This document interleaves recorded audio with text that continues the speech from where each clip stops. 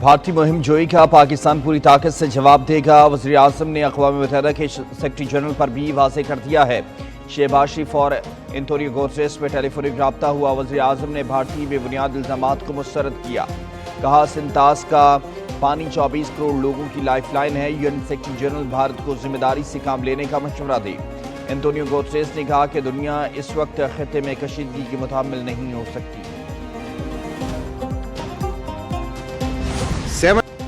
بھارت پہلگام واقعے کے شواہد نہیں دے سکا۔ پاکستان نے بھارتی دہشت گردی کے ناقابل تردید ثبوت دنیا کے سامنے رکھ دیے۔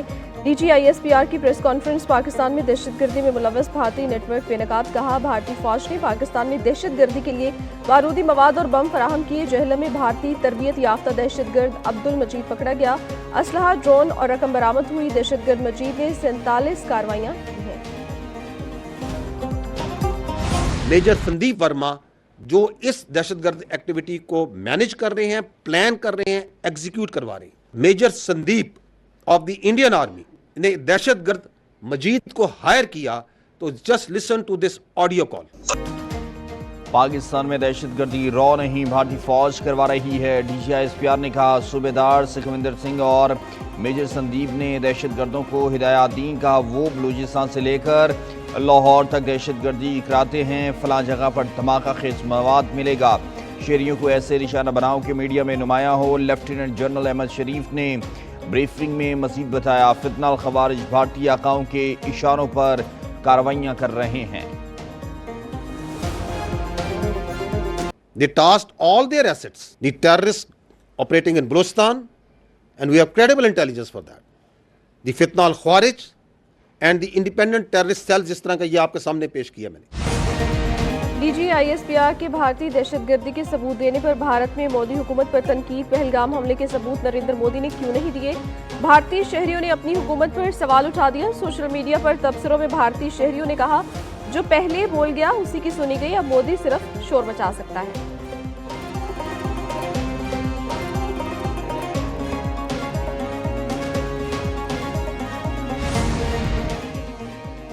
پاک فوج دفاع کے لیے ہر دم تیار، دشمن کا دوسرا کوارڈ کاپٹر بھی شکار کر لیا۔ پاک فوج کی کنٹرول لائن پر بر وقت کارروائیاں۔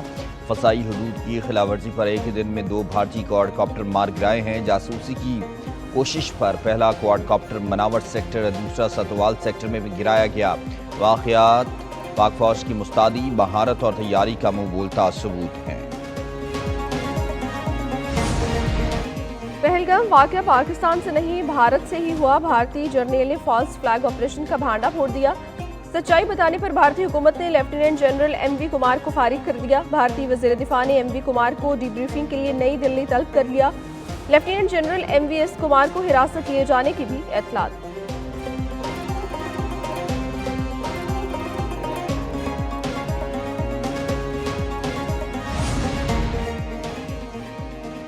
فالس فلیگ آپریشن کے بعد بھارتی فوج میں شدید کھلبلی، ناکامی کا ملبہ ناردرن کمانڈ کے سربراہ پر ڈال دیا گیا۔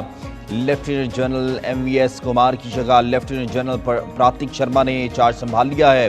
نئے کمانڈر سے پہلی ملاقات میں فوجیوں میں شدید پریشانی نظر آئی۔ بھارتی افسروں کے سخت سوالات لیفٹیننٹ جنرل پراتک شرما مطمئن نہ کر سکے۔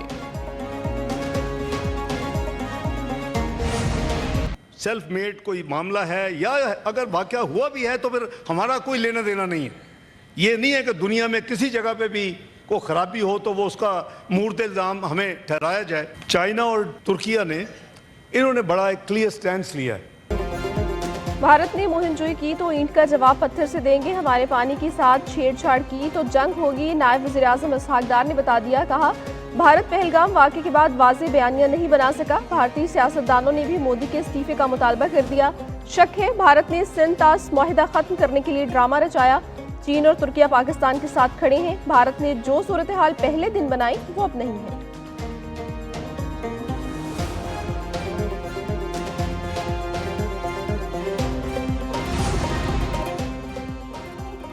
بھارت سے کشیدگی، پاکستان کے دیگر ملکوں سے رابطوں کا سلسلہ جاری ہے۔ نائب وزیر اعظم اسحاق ڈار کو کویتی وزیر خارجہ کا ٹیلی فون۔ اسحاق ڈار نے بھارتی پروپیگنڈا اور یک طرفہ اقدامات سے آگاہ کیا ہے۔ کویتی وزیر خارجہ نے پاکستان کی مکمل حمایت کی یقین دہانی کرائی۔ اسحاق ڈار کا بحرین اور عرب امارات کے وزیر خارجہ سے بھی رابطہ ہوا۔ اماراتی وزیر خارجہ نے مکالمے، تحمل اور پرامن حل پر زور دیا۔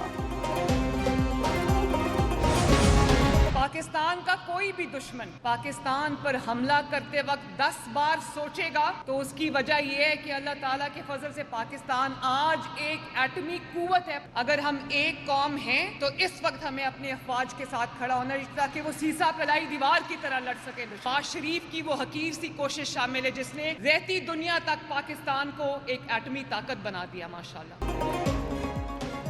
پاکستان ایٹمی طاقت ہے، دشمن کو حملہ کرنے سے پہلے 10 بار سوچنا ہوگا۔ پاک فوج ہر جارحیت کا مقابلہ کرنے کی بھرپور صلاحیت رکھتی ہے۔ وزیر اعلیٰ پنجاب مریم نواز کہتی ہیں آج پاکستان اور بھارت کی سرحد پر کشیدگی ہے لیکن پریشان ہونے کی ضرورت نہیں۔ پورے قوم کو اختلافات بھلا کر پاک فوج کے ساتھ کھڑے ہونا چاہیے۔ سابق وزیر اعظم نواز شریف نے پاکستان کو ایٹمی طاقت بنایا۔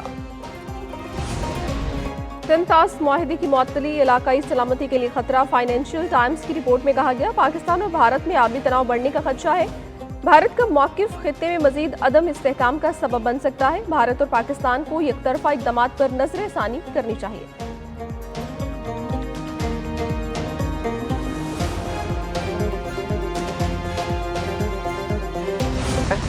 انڈس واٹر ٹریٹی ایک نشانہ ہے۔ ماشاءاللہ ہمارے جو آرمی چیف ہیں وہ خود حافظ قرآن ہے اور ان کو اچھی طرح پتہ ہے، وہ اچھی طرح جانتے ہیں کہ قرآن جہاد کے بارے میں کیا کہتا ہے۔ یہ بیسیکلی بی جے پی جو ان کی پارٹی ہے، مودی جس کا سربراہ ہے، یہ اس کی فوج ہے۔ 2019 میں جو ان کے ساتھ ہوا اب اس سے زیادہ برا ان کے ساتھ ہوگا۔ اب یہ ان کی سب سے بڑی بھول ہے کہ پاکستان پہ یہ اٹیک کریں گے اور پاکستان خاموش بیٹھا رہے گا۔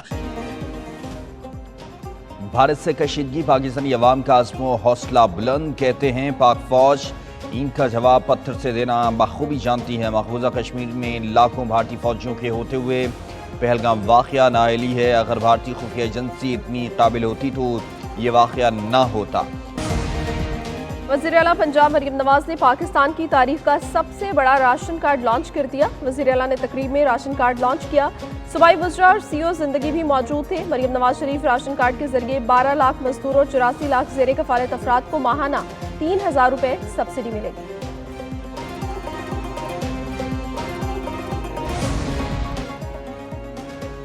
بھارت کے متعلق پاکستان نے جو فیصلے کیے ان کی حمایت کرتے ہیں۔ Chairman P T I barrister Gohar کی میڈیا سے گفتگو، کہا بھارت کے اقدامات کا بھرپور جواب دیا جائے۔ انڈیا کے لیے فضائی حدود بند کرنا بہترین اقدام ہے۔ بھارت میں پاکستانی نیوز چینل پر پابندی کی مذمت کرتے ہیں۔ پاکستانی میڈیا پر پابندی سے انڈیا کے سیکولرزم کا پردہ چاک ہو گیا۔